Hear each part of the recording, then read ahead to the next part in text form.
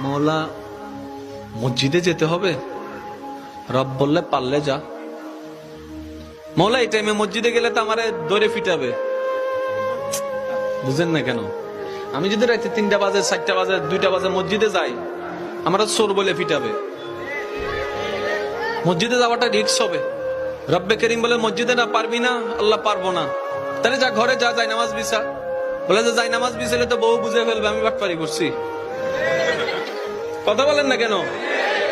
মৌলা বউ বুঝে ফেলবে, মা বুঝে ফেলবে, নিশ্চয় কোন একটা অঘটন ঘটাইছি, সেজন্য যাই নামাজে বসে কান্না করছি, তাহলে তো ইজ্জত ফানসার। রব্বে করিম বলে মসজিদও পারবি না, যাই নামাজে পারবি না। মৌলা কেমন জানি লাগছে। রব্বে করিম বলে ঠিক আছে, আমি আল্লাহ কতটুক মায়া মহাব্বত করি তোকে, তুই তো বুঝতে পারস নি এতদিন, আজকে বুঝার চেষ্টা কর। মসজিদে যাওয়া লাগবে না, যাই নামাজ বিছানো লাগবে না, অজু করা লাগবে না, তোর যদি এতই প্রবলেম হয় জবানটাও খোলা লাগবে না।